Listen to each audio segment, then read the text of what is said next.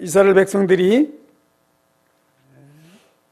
성령의 구름기둥과 불기둥의 지도와 인도를 받으면서 이제 광야의 생활을 했는데요.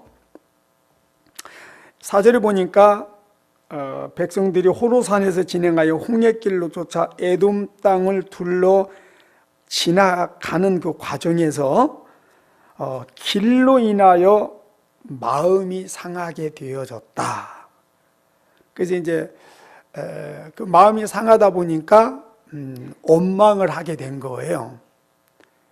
근데 이 원망이 이 길로 인하여 가는 길이 좀 불편하다. 그래서 이제 마음이 상해서 시작된 원망이 뭘로 발전이 되었느냐 하면은 출애굽까지도 이제 부정하게 되는, 하나님이 이들을 살리시기 위하여, 이들을 축복하기 위하여 애굽에서 불러내셨는데 이제 그것까지도 부정하는 거예요. 그래서 여기 보니까 하나님이 우리를, 애굽에서 잘 살고 있는 우리를 불러내더니 이제 광야에서 죽이는구나. 그리고 또 이제 먹고 마시는 것으로까지 또 이 불평이 확장되는 것을 보게 됩니다. 근데 여러분, 이 이스라엘 백성들은 이 사건뿐만 아니라 하여튼 사사건건 광야 40년 동안 생활하는 동안에 끊임없이 원망 불평을 합니다. 그로 인해서 이들은 결국 가나안에 들어가지 못하고 광야에서 다 죽임을 당하고 말았습니다. 자, 여기에서 우리가 먼저 확인해야 될 것이 있습니다. 자, 이들이 지금 여기 보니까 길로 인해서 마음이 상했다. 그리고 이제 먹고 마시는 것이 없어서 그것 때문에 이제 원망하고 불평했다. 그렇게 이야기를 하고 있는데요. 이것은 정확한 팩트는 아니다. 실제적으로 이들이 원망하고 불평한 이유가 있음을 이 성경이 우리에게 보여주고 있는데요. 자, 그것이 뭔지를 한번 보십시다. 길로 인하여 마음이 상했다. 그래서 이제 출애굽의 그 구원의 은혜까지도 부정을 하게 되어졌다. 그런데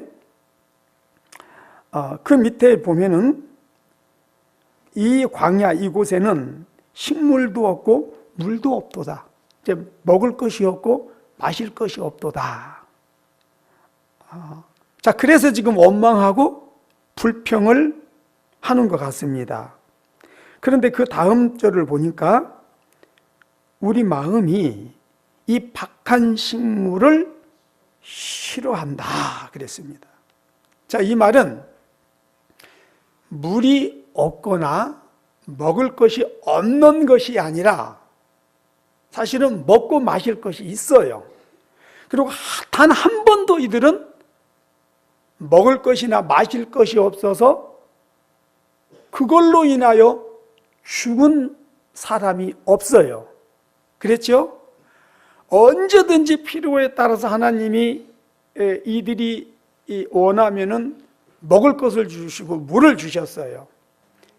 근데 지금 여기에 우리가 이제 이 박한 식물을 싫어한다.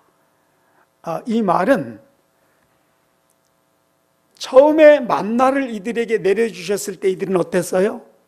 세상에 이 맛있는 것을, 도대체 이 맛있는 것이 어디로부터 왔느냐? 그리고 너무너무 맛있게 먹었단 말이에요. 근데 하나님께서 이들의 식단의 메뉴를 좀 이렇게 골고루 바꿔주셨으면 좋았을 텐데 1년 내내 2년 내내 이것만 주시는 거예요. 그러니까 쌀밥도 계속 먹으면은, 여러분 옛날에 우리 보리밥만 계속 먹었을 때는 어땠어요? 이놈의 보리밥 냄새도 막 싫다 그랬는데 요즘은 어때요? 이제 계속 쌀밥만 먹다 보니까 이놈의 쌀밥 이거 건강에도 안 좋고 이제 밥도 먹기 싫다. 그래서 그러다 보니까 이제 뭐를 먹으러 다니? 보리밥 찾으러 다니잖아요. 이 사람의 심리라는 게 그런 것 같아요. 아무리 좋은 것이라도 그 안에서 그것을 계속 보고 누리고 그 안에 살면은 좋은 줄을 모르잖아요. 지금 이제 이들이 그런 상태예요. 그런데 이런 원망과 불평이 어디로부터 왔느냐? 마음이 상했기 때문이다. 사실은 길의 문제도 아니고 먹는 것의 문제도 아니고 마시는 거의 문제도 아니고 뭐가 상했다? 마음이 상해버렸다. 그래서 우리 남편들 잘 들으십시오. 우리 아내들이 마음이 일단 상하면은 다른 거 생각하지 않습니다. 그래서 그 상한 마음에 영향을 받고 지배를 받으면은 다 꼴보기 싫은 거예요. 다 싫은 거예요. 그래서 우리 남편들은 아내의 마음이 상하지 않도록 하는 것이 가장 중요한 것이다. 마음이 상하면은요, 절대 좋은 것이 없다. 마음이 상해버리면은 아무리 좋은 것을 먹어도 좋게 느껴지지 않고, 마음이 상해버리면 아무리 좋은 말씀을 들어도 좋은 말씀으로 들리지 않는다라고 하는 것을 성경은 말하고 있습니다. 이 출애굽 전에도 모세가 들어가서 바로를 만나는 과정 속에서 바로의 마음이 강팍해져 가지고 이스라엘 백성들에게 더 막 중노동을 시켰잖아요. 그랬더니 그걸로 인해서 마음이 상한 이스라엘 이 백성들이 모세에게 뭐라고 말합니까? 내가 어찌하여 이곳에 와서 우리를 더 힘들게 하느냐? 당장 떠나라. 그렇지 않으면 죽여버리겠다. 막 이런 식으로 협박하며 하는 것을 우리는 봤습니다. 마음이 지금 상한 문제다라고 하는 것이죠. 자, 중요한 것은 지금 이들의 이런 모습, 이 문제가 오늘 이 시대를 살아가는, 이 시대 예수를 믿는 저와 여러분의 모습이고 우리의 삶과 상황과 동일하다라고 하는 것입니다. 이것이 이제 문제예요. 그리고 이제 더 나가서 이들의 이런 원망과 불평으로 인하여 받은 그 징계나 저주가 우리에게도 동일하게 적용되어진다라고 하는 것입니다. 따라서 오늘 이 시간 우리가 다시 한번 결단해야 하는 것이 있는데, 그것은 우리도 먹고 입고 마시며 살아가는 삶 속에서 그 여러 가지 당하는 일들로 인하여 원망하거나 불평하지 말자. 이것을 오늘 우리는 다시 한번 결단을 할 수 있어야 됩니다. 물론 살아가다 보면은 원망이나 불평을 안 할 수 없습니다. 할 수 있습니다. 그러나 여러분, 제가 한 가지 대안을 제시하고 싶은 것은, 원망하고 불평할 수 있는 그런 상황에 직면해서 원망하고 불평하기에 앞서 단 한 번쯤 우리가 깊이 생각해야 될 것이 있습니다. 그것이 뭐냐면, 지금 내가 원망과 불평의 마음이 올라오는데 이 원망과 불평이 무엇 때문인가를 한번 생각을 해보자는 겁니다. 성경은 원망하고 불평하지 말라라고 하나님이 말씀을 하고 있는데요, 내가 지금 원망하고 불평하는 이것이 과연 원망하고 불평하지 말라고 하는 하나님의 말씀에 불순종하며 범죄하면서까지 내가 꼭 원망과 불평을 해야 되는 이유가 있는 것인가? 이것을 한번 좀 깊이 생각해 보자는 것입니다. 또 내가 지금 원망하고 불평한다고 해서 과연 이 원망과 불평이 지금의 어떤 상황을 바꿀 수 있는가? 지금의 어떤 상황에 문제를 해결한다든지 아니면 어떤 좋은 영향을 끼칠 수 있는 것인가를 한번 생각해 보자는 겁니다. 만약에 원망과 불평을 하지 말라라고 하는 그 하나님의 말씀보다도 더 그것이 원망과 불평을 해야 되는 이유가 있다면 원망과 불평을 해야 되겠지요. 내가 하고자 하는 이 원망과 불평이 지금의 내 상황을 좋은 쪽으로, 긍정적인 쪽으로 바꾸고 문제를 해결할 수 있다면 당연히 죽기를 각오하고 원망과 불평을 해야 되겠죠.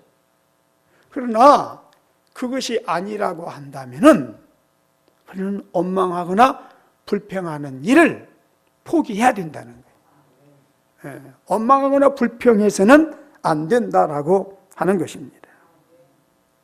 여러분, 원망과 불평으로 달라질 수 있는 건 아무것도 없습니다. 원망과 불평을 통해서 좋아지거나 나아질 수 있는 것은 아무것도 없습니다. 원망과 불평은 오히려 우리의 상황을 더 어렵게 만들 뿐입니다.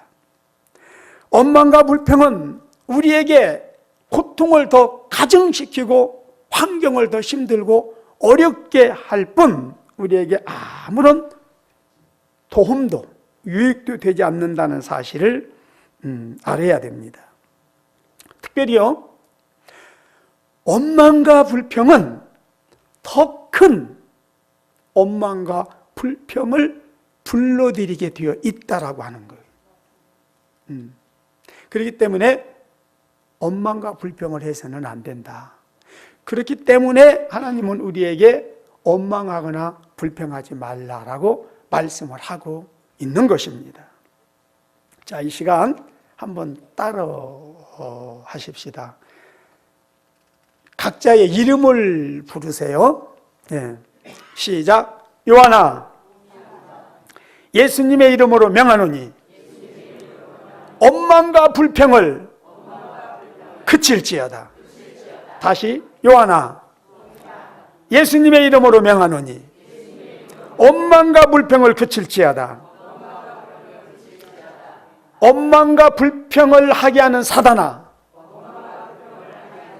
예수님의 이름으로 명하노니 내게서 떠나갈지어다. 원망과 불평하게 하는 사단아, 예수님의 이름으로 명하노니 내게서 떠나갈지어다. 나는 너를 거부하고 저주한다. 나는 이제 하나님께 감사할 것이다. 아멘. 여러분, 원망과 불평이 마음으로부터 나올 때에 반드시 이 기도를 하세요. 이 선포를 하세요. 소리내서 해도 좋고 마음속으로 해도 좋습니다.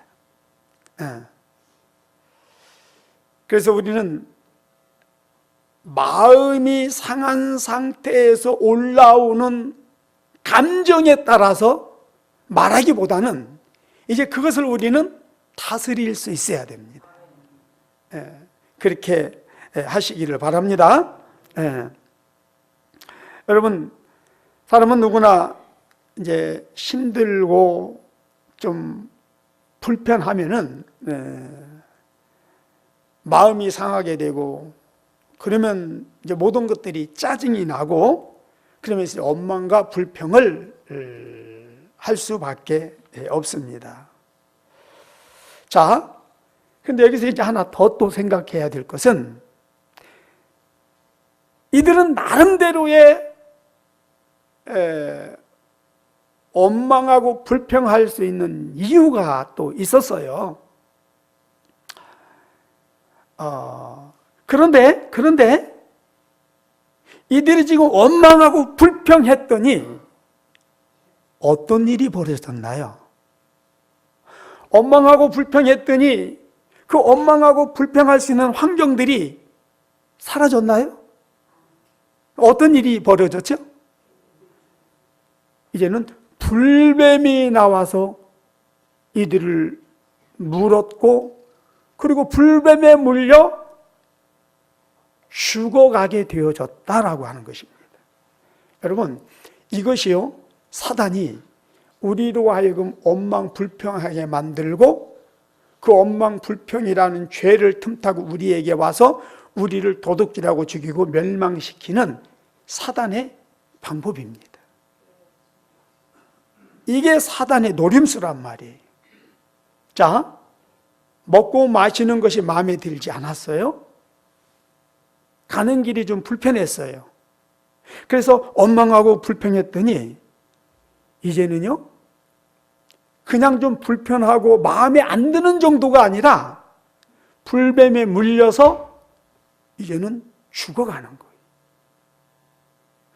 그냥 좀 불편하고 힘들다가 아니라 불뱀에 물려서 죽어가는 그 고통은 엄청 힘들다고 이야기를 해요. 물론 저는 불뱀에 물려보지 않아서 그 상황을 모르겠습니다만은 온 몸에 막 열도 나고 엄청 고통스럽다라고 그래요. 여러분, 우리의 원망과 불평은요,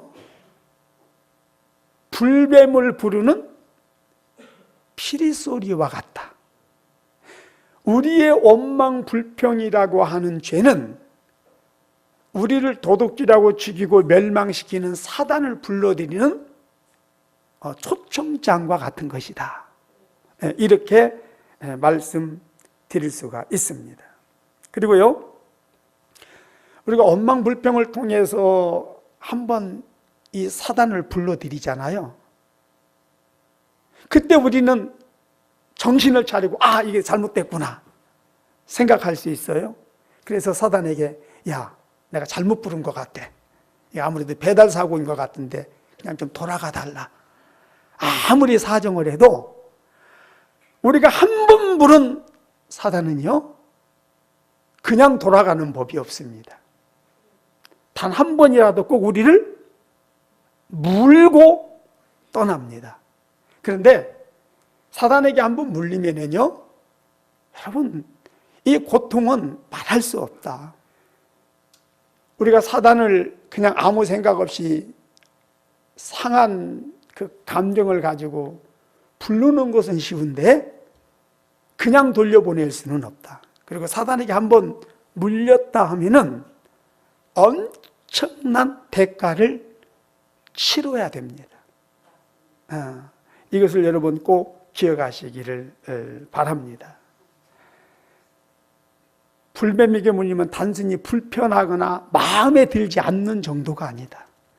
이건 꼼짝없이 고통 속에서, 엄청난 고통 속에서 죽을 수밖에 없다라고 하는 것, 이거 기억하셔야 됩니다. 그래서 여러분, 우리는 지혜로운 사람들이잖아요. 결국 우리를 위해서 살잖아요. 다시 한번 정말 나를 위한 것이 무엇인지를 좀 생각해 보자는 겁니다. 그래서 나에게 손해가 되는 것, 내 삶을 불행하게 하고 고통스럽게 하는 것이라고 한다면 이제 우리는 더 이상 그걸 할 필요가 없지 않겠습니까? 안 그래요? 네.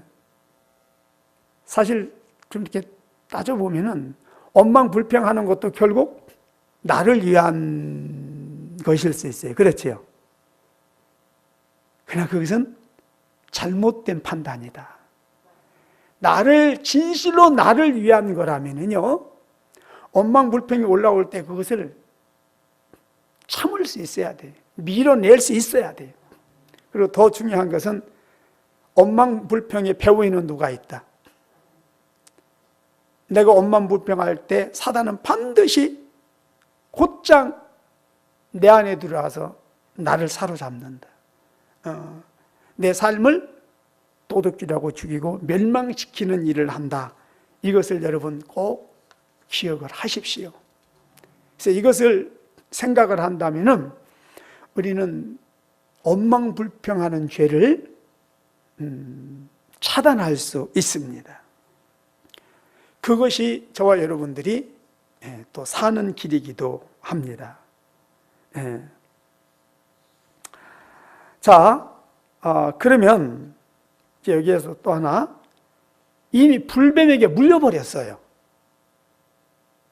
어떻게 해야 될까요?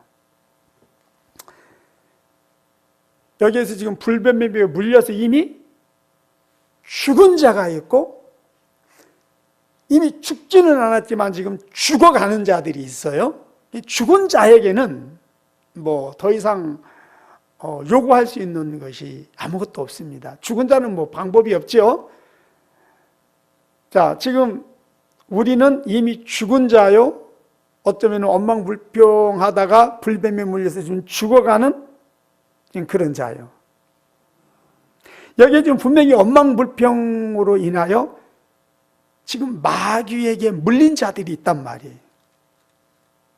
내가 인식할 수도 없고 인식할 수도 없지만 지금 이것이 알게 모르게 내 영에 영향을 주고 내 삶에 영향을 주고 있어요. 그리고 앞으로 시간이 지나면서 어떤 결과로 어떤 현상으로 나타날지 모르는 지금 그런 상황에 있어요. 자, 어찌 됐든지 간에 뱀에 물렸어요. 그럼 어떻게 해야 될까요?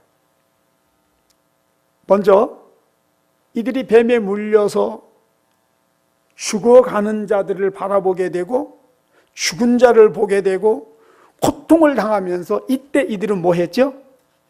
회개합니다. 하나님, 우리가 원망불평을 했는데 잘못했습니다. 용서해 주십시오. 무조건 회개하라. 회개했더니 그 다음에 이제 하나님께서 이들에게 뭘 지시하셨나요? 구리로 뱀을 만들어서 장대에 높이 달아서 세워놓고 저걸 쳐다보라고 해라. 쳐다보면 살 것이다. 그랬어요.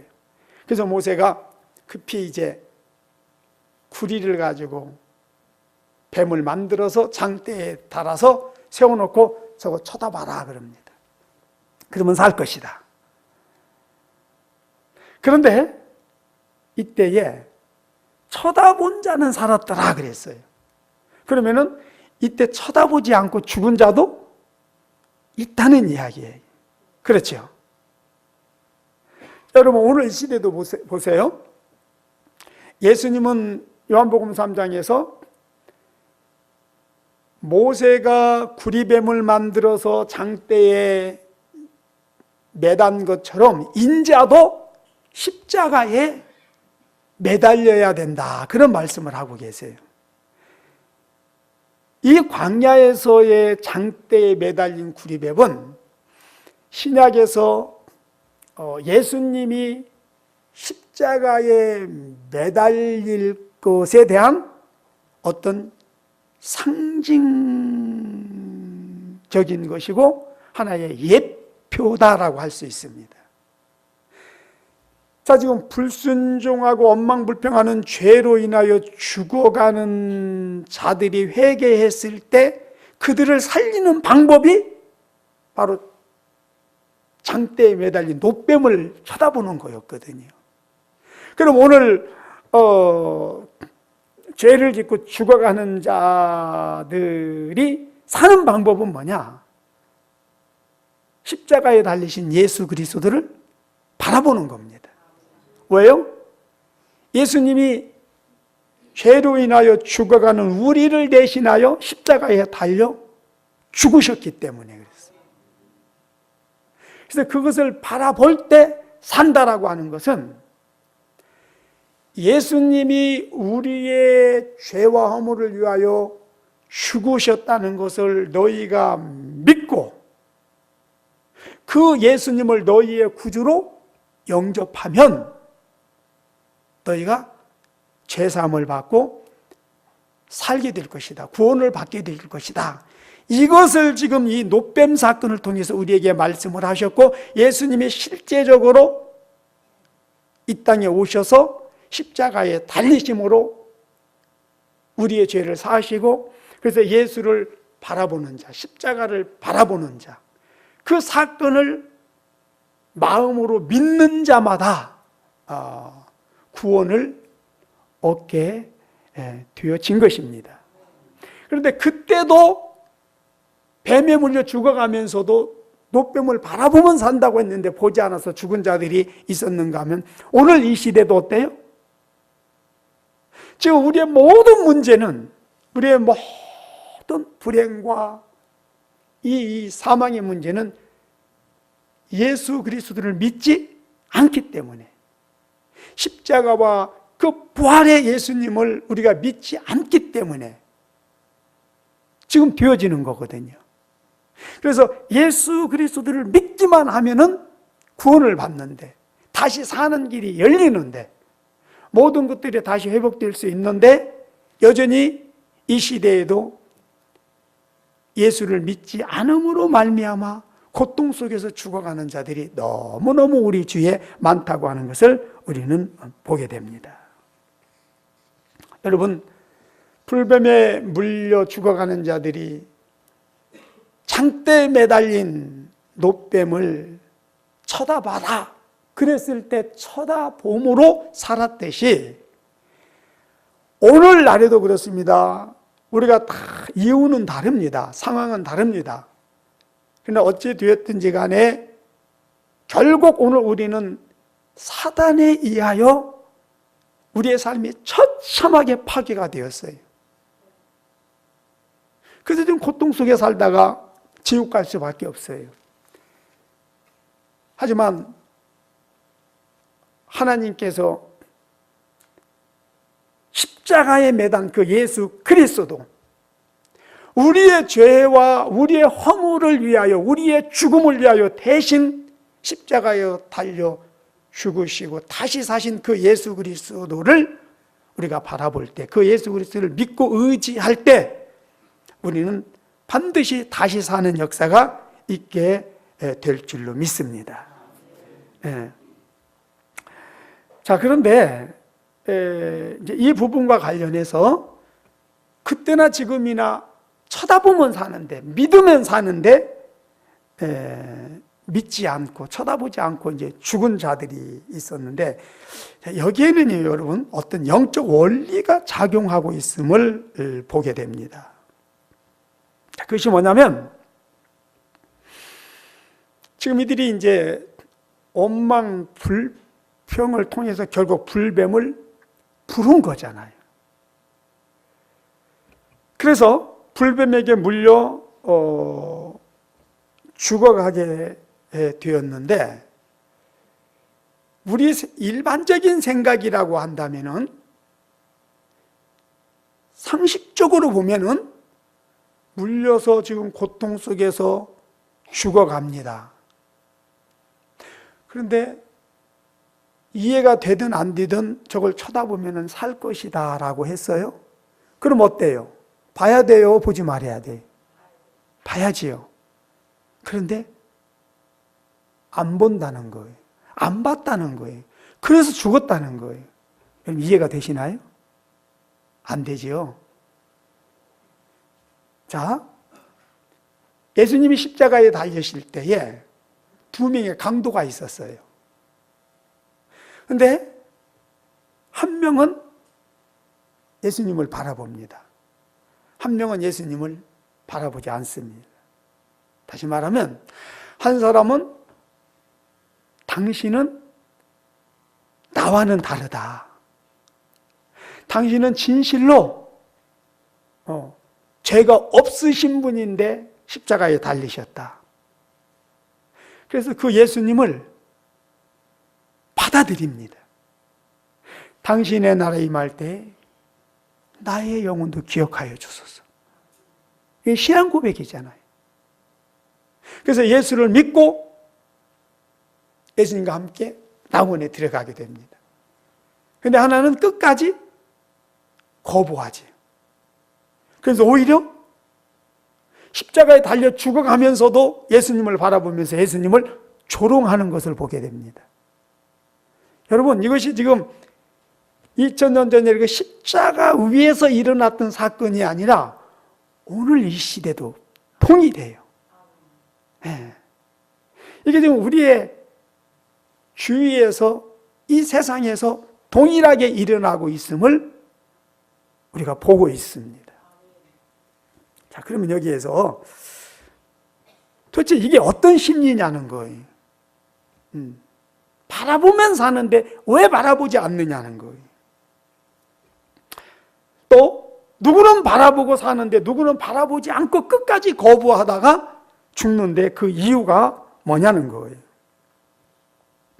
여러분, 뱀에게 물리게 되면은요, 특별히 불뱀에게 물리게 되면은 막 온몸에 고혈이 나고 막 따끔거리고 그 고통이 말로 다 할 수 없대요.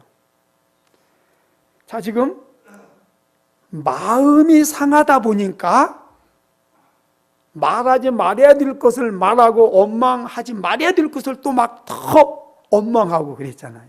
상황을 다 악화시켰잖아요. 우리 인간에게 이러한 어떤 죄악의 속성들이 있어요. 예. 그러다 보니까 불뱀에 물려서 막 그 온몸에 상상할 수 없는 그런 막 고통이 전해지니까 바라보면 사는데 그 고통으로 인해서 마음이 더 완악하고 강팍해질 수 있겠다. 그러다 보니까 아니 지금 뭐 해독제를 맞아야지. 저 불의뱀 바라본다고 내 몸에 독이 해독이 돼? 그럴 수 있지 않았을까? 여러분, 일단 우리가 원망하고 불평하는 죄는 내 의지로 하게 됩니다. 그런데 원망하고 불평하는 죄를 내가 범할 때에 거기에 사단이 틈타고 들어와서 사단에게 딱 사로잡히게 되면은요, 즉 사단에게 한번 딱 물리게 되면은요, 이때 나타나는 어떤 현상들이 있는데 그게 뭐냐면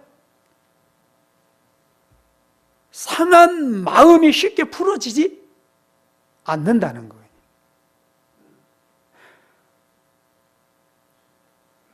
자, 내가 지금 원망 불평을 했어요.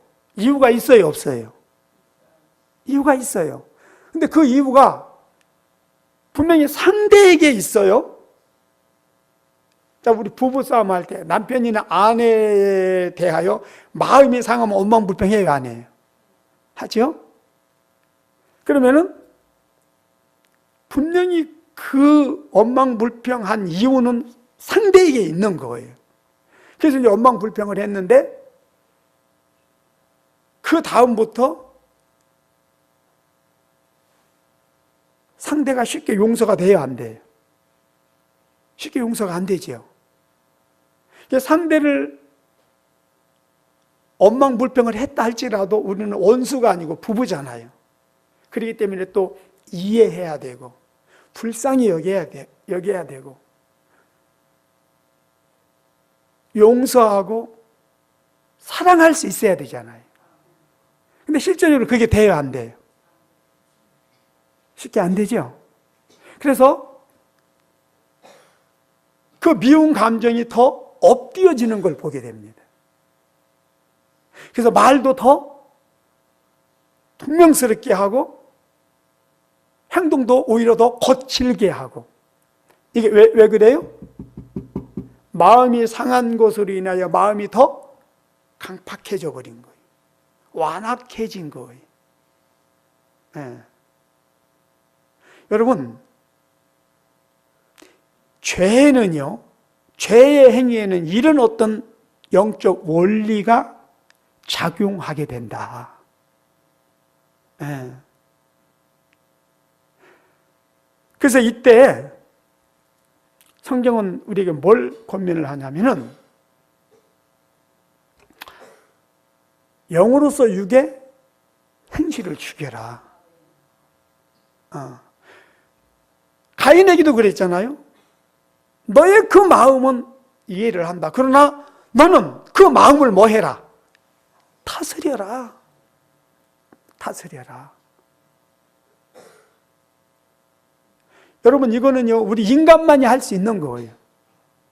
근데 우리가 이걸 못해요. 저는요, 그 외 개들 훈련시키는 거 보면은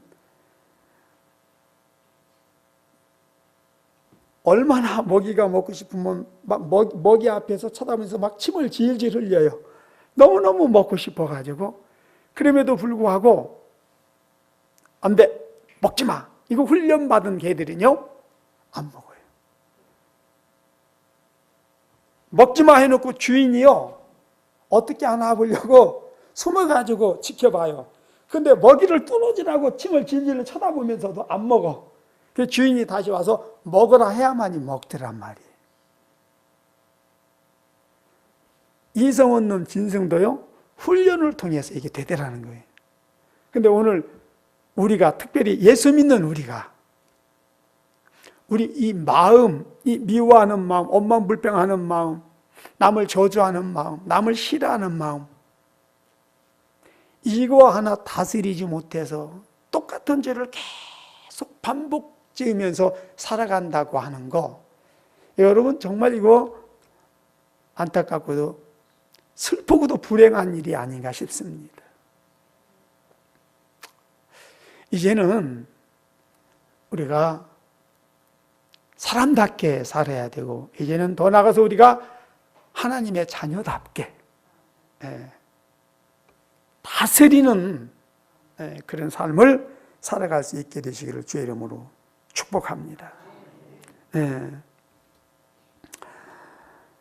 자, 그리고 장대에 구리뱀을 매달아가지고서 쳐다봐라고 했는데, 또 여기에는 우리에게 주시는 영적인 교훈이 또 두 가지가 담겨 있습니다. 다시 말씀드립니다만, 하나는 예수를 믿으라는 거예요. 예수를 믿어라. 너희는 지금 사단이라고 하는 불뱀에 물려서 그 독으로 죽어가고 있다.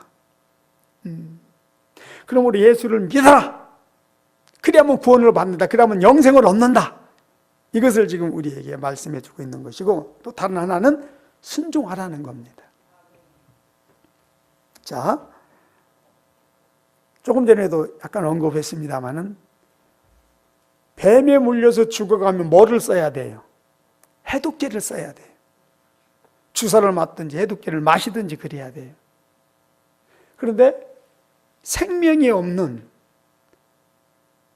그냥 장난감, 장식, 그걸 달아놓고 저걸 쳐다봐라 그러면 살 것이다. 이게 말이 돼요? 이거 말이 안 되잖아요. 이 놀리는 것도 아니고 죽어가는 사람을. 그런데 왜 하나님은 이런 방법을 쓰게 하셨을까? 결론은 순종을 가리키기 위한 것이었습니다. 순종하라는 겁니다. 구리뱀을 바라봤을 때 살았어요. 근데 거기에 무슨 신비한 능력이 있었던 것이 아니라, 지금 이들은 원망하고 불평하지 말라라고 한 그 말씀에 불순종한 결과 지금 불뱀에 물렸어요. 그래서 불순종으로 인하여 지금 생긴 고통, 이 죽음의 문제를 해결하는 것은 뭐밖에 없다? 순종밖에 없다라고 하는 것을 지금 가리키고 있는 것이다. 여러분, 실제적으로 오늘 우리의 삶의 문제가 뭔가요? 하나는 예수를 안 믿는 것이고, 또 하나 예수를 믿음에도 불구하고 순종하지 않는 거잖아요. 오늘 우리도 우리의 문제를 해결하는 방법은 예수 안에서 순종하는 것밖에 없어요. 다른 것이 없어요. 그래서 여러분, 예배당에 나올 때마다, 말씀을 드릴 때마다 단 한 가지라도 딱 붙잡으세요. 그리고 그 말씀에 순종하세요. 오늘 또 이 말씀을 듣고 다음 한 주간 단 한 가지라도 그걸 붙들고 그 말씀에 순종하는 삶을 살아가게 되시기를 바랍니다. 그럼 우리는 반드시 승리할 수 있어요. 특히 그 우리의 생활 습관 중에서 늘 문제가 되는 거 있죠. 많은 것은 아니에요. 꼭 한두 가지. 항상 반복되는 게 있어요. 원망불평하는 사람은 늘 원망불평 때문에 죄를 짓고 꼭 거기에서 넘어져요. 그렇다고 한다면 그 한두 가지 자꾸 나를 넘어지게 하는 것, 또 그것을 위해서 하나님은 우리에게 또 말씀하세요. 그렇다고 한다면 오늘 말씀 듣고 깨달아지는 것이 있다고 한다면 그걸 붙들고 싸우세요. 그리고 그 말씀에 순종하며 그것을 실천하세요. 그리고 안 되거든 성령의 도우심을 구하세요. 성령님 나를 도와주세요. 성령님 나를 도와주세요. 내가 싸우면서 밀어내야 될 것은 밀어내고 또 성령의 도움을 요청해서 성령의 도움을 받아야 될 것은 성령의 도움을 받고, 그래서 그것을 확실하게 다스리고 정복해내는, 여러분 이게 필요합니다. 그래서 한 단계 한 단계 우리의 그 죄악의 속성들, 우리를 불행하게 하는 요소들을 우리는 정복해 나가야 됩니다. 그렇게 되시길 주의 이름으로 축복합니다. 자, 여기에서 또 하나 아주 중요한 영적인 어떤 공식이 나오게 되는데, 그것이 뭐냐면 믿으면 순종한다는 겁니다. 따라합시다. 믿으면 순종한다. 고로 순종하는 자만 믿는 자다. 여러분, 이런 공식이 성립이 되는 거예요. 믿는 자는 순종한다. 따라서 순종하는 자만 믿는 자다. 여러분, 우리가 믿으면 순종하게 돼 있어요. 믿는다라고 하면서 순종하지 못하는 것은 그건 사실은 믿는 것이 아닙니다. 이거 꼭 기억하시기를 바랍니다. 믿으면 구원받습니다. 믿으면 다시 삽니다. 믿으면 다시 회복됩니다. 그런데 이 믿음이라는 것은 반드시 순종이 따르는 것이다. 순종이 없는 믿음은 없다. 자, 끝으로 4,000여 년 전 이 광야 교회 안에서 신앙생활을 했던 이스라엘 민족이나 오늘 이 시대에 신앙생활하는 우리들이나 동일한 것이 몇 가지가 있는데요.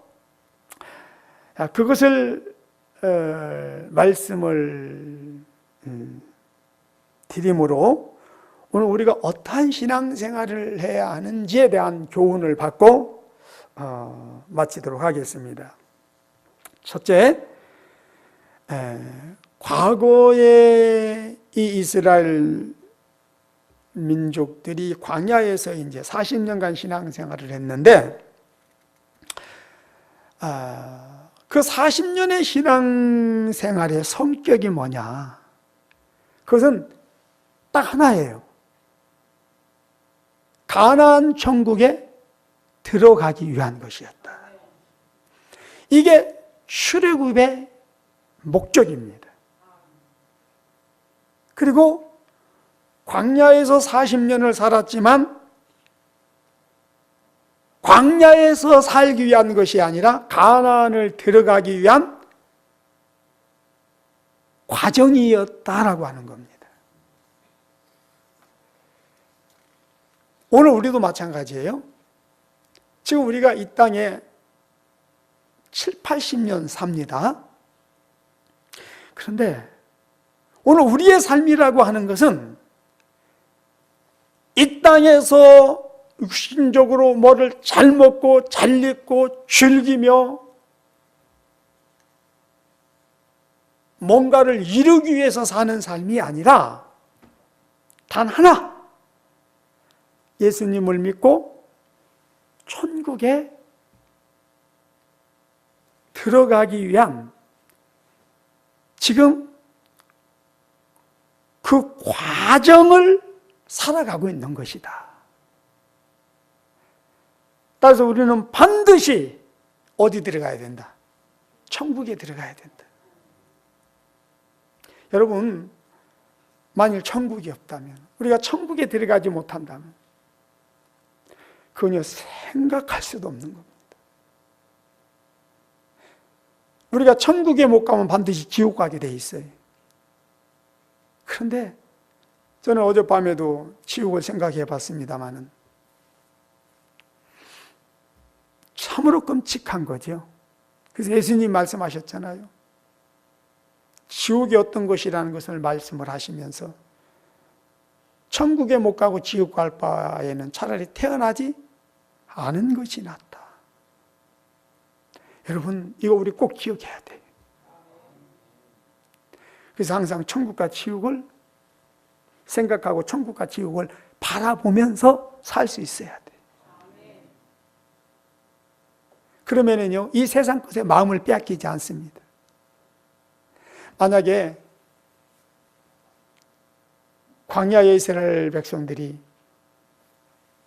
그 가나안을 계속 바라보고 생각했다면은 가나안을 향하여 나가는 그 여정 속에서 좀 힘들고 어렵고 불편한 거 가지고 이렇게 출애굽의 그 은혜 자체를 부정하면서 원망불평했을까요? 여러분, 이번에 명절에도 여행도 다녀오시고 또 시골도 다녀왔는데 그 여행 시골 가는 길 쉬웠어요? 어려웠어요? 어려웠죠? 여행 가는 것도요, 쉬운 게 아니에요. 불편하죠? 힘든 부분이 있어요. 근데 원망불평 했어요? 안 했어요? 그것 때문에. 안 했죠? 그래도 지금은 많이 이제 편해졌습니다만은 옛날에는요, 저도 전라북도 부안이 우리 고향인데 여기서 거기 가게 되면 어떤 때는 막 10시간씩 그렇게 넘게 가고 얼마나 더더군다나 그때 비둘기호인가 그걸 타고 다녔는데요. 사람이 막 이게 완전 침짝이야. 몸도 제대로 움직일 수 없을 정도로 그런 데서 막 6, 7시간, 10시간씩 타고 다녔어요. 그런데요, 너무 좋았어요. 너무 기뻤다니까요. 막 소망이 넘쳤단 말이에요. 왜요? 내가 태어난 고향이고 부모 형제가 있는 곳이기 때문에 그런 거예요. 그동안 타향살이 하다가 내 고향, 내 부모를 찾아가는 길이기 때문에 그런 거예요. 마찬가지입니다. 우리가 진실로 예수 믿고 우리가 하나님의 나라의 시민으로서 우리 신분이 바뀌었다면, 우리 호적이 바뀌었다면 우리는요, 비록 이 땅에 살지만 나는 나그네다라고 하는 것도 알고요. 그리고 또 늘 내 본향에 내 친영의 아버지를 생각하게 되고요. 내 본향인 천국을 생각하게 되어 있어요. 그리고 그 길을 향해서 내가 오늘 또 지금 나가고 있구나. 그렇기 때문에 내가 사는 이 삶 자체가 지금 천국을 향하여 나가는 그 여정 속에서의 삶이에요. 그렇기 때문에 어떤 상황에서 무엇을 하든지 세상 것에 마음 빼앗기지 않습니다. 그래서 감사할 수 있고 참 감사를 할 수 없는 상황이라 할지라도 최소한 원망불평하지 않습니다. 묵묵히 그 과정을 견디면서 나가는 겁니다. 이게 그리스도인의 신앙 생활입니다. 자, 또 하나는 광야교회 안에서 이스라엘 민족들은 먹고 마시는 것이 마음에 들지 않는다고. 또 가나안을 향하여 지나가는 그 과정이었지만 그 길이 불편하다고 하는 이유로 원망불평하며 하나님의 은혜를 부정하는 그런 막말을 끊임없이 해대다가 결국 가나안에 못 들어가고 광야에서 다 멸망을 당하고 말았다라고 하는 겁니다. 그런데 오늘 이 시대를 살아가는 대부분의 많은 그리스도인들도 그들의 모습과 거의 동일한 그런 모습으로 살아가고 있다라고 하는 거예요. 그래서 사도 바울이 여기에 대해서 고린도전서 10장에서 우리에게 주는 경고의 메시지가 있습니다. 자, 그걸 한번 더 보십시다. 고린도전서 10장 봅니다. 어떤 사람들은 광야에서 다 멸망받은 자들은 물과 성령으로 거듭나지 못하고 예수 그리스도를 믿지 않은 자들이다. 하나님을 믿지 않는 자들이다.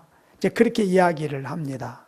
그러니까 왜 그런 주장들을 하냐면은 한 번 구원은 영원한 구원이다라고 하는 그런 어떤 교리를 기준으로 딱 세워놓고 이 말씀을 보면은 이 말씀은 잘못된 거예요. 근데 이 말씀이 잘못될 수가 없잖아요. 그러다 보니까 해석을 엉터리로 자기 교리에 맞게 해석을 하는데요. 자, 한번 봅시다. 이들이 과연 물과 성령으로 거듭나지 않은 예수를 믿지 않는 자들인지 아니면 물과 성령으로 거듭났고 예수를 믿는 자들인지를 한번 보십시다. 1절부터 봅시다. 시작. 형제들아, 너희가 알지 못하기를 내가 원치 아니하노니 우리 조상들이 다 구름 아래 있고 바다 가운데로 지나며 모세에게 속하여 다 구름과 바다에서 세례를 받고 다 같은 신령한 식물을 먹으며 다 같은 신령한 음료를 마셨으니 이는 저희를 따르는 신령한 반석으로부터 나셨음에 그 반석은 곧 그리스도시라. 그러나 저희의 다수를 하나님이 기뻐하지 아니하신 고로 저희가 광야에서 멸망을 받았느니라. 그런 일은 우리의 거울이 되어 우리로 하여금 저희로 악을 줄게 한 것 같이 줄게 하는 자가 되지 않게 하려 함이니 저희 중에 어떤 이들과 같이 너희는 우상 숭배하는 자가 되지 말라. 기록된 바 백성이 앉아서 먹고 마시며 일어나 뛰논다 한가 같으니라. 저희 중에 어떤 이들이 간음하다가 하루에 2만 3천 명이 죽었나니 우리는 저희와 같이 간음하지 말자. 저희 중에 어떤 이들이 주를 시험하다가 뱀에게 멸망하였나니 우리는 저희와 같이 시험하지 말자. 저희 중에 어떤 이는 원망하다가 멸망시키는 자에게 멸망하였나니 너희는 저희와 같이 원망하지 말라. 저희에게 당한 이 일이 거울이 되고 또한 말세를 만난 우리의 경계로 기록하였느니라. 그런즉 선절로 생각하는 자는 넘어질까 조심하라 그랬습니다. 자, 이 말씀을 보면 광야의 이들은 예수를 믿는 자요, 안 믿는 자요? 믿는 자죠? 하지만 이들은 성령의 불기둥, 구름기둥의 그 인도를 받으면서 하나님의 은혜 가운데서 살면서도 뭐 했다? 우상숭배했다, 간음했다, 하나님을 시험했다, 원망했다. 그러므로 결국 이런 자들이 애굽에서 구원은 받았지만 가나안 천국에 들어가는 구원은 받지 못했다. 그래서 광야에서 다 멸망을 당했다라고 하는 것을 말씀하고 있다라고 하는 겁니다. 오늘 우리가 세상 애굽에서 구원을 받고 예수 그리스도 안에 들어와 있습니다. 교회 안에 들어와 있습니다. 그러나 이것과 우리가 천국에 들어가는 것은 차원이 다르다. 차원이 다르다. 이걸 잘 이해를 좀 하시기를 바랍니다. 여러분, 나비의 애벌레 안에 뭐가 들어있어요? 나비가 들어있어요. 그렇죠? 그러나 이 과정 속에서 부화가 되지 않으면 안 돼. 마찬가지예요. 우리가 지금 세상 애굽에서 하나님의 은혜로 구원을 받고 이게 지금 광야교회입니다, 여러분. 광야교회 안에 우리가 들어와서 지금 신앙생활을 하고 있는데 여기에서 끝나면 안 된단 말이에요. 여기에서 애벌레 속에서 나비가 부화돼서 날아가듯이 그런 과정을 통해서 우리는 천국까지 들어가야 된단 말이에요. 그래서 베드로 사도는 베드로전서 1장 9절에서 뭐라고 말합니까? 믿음의 결국은 무엇이다? 영혼의 구원이다. 그렇게 이야기를 하고 있는 겁니다. 그래서 우리 영혼이 천국에 들어가기까지는 우리는 항상 깨어 있어야 되고 긴장을 풀어서는 안 돼요. 그래서 너희가 예수 믿고 구원 받았냐?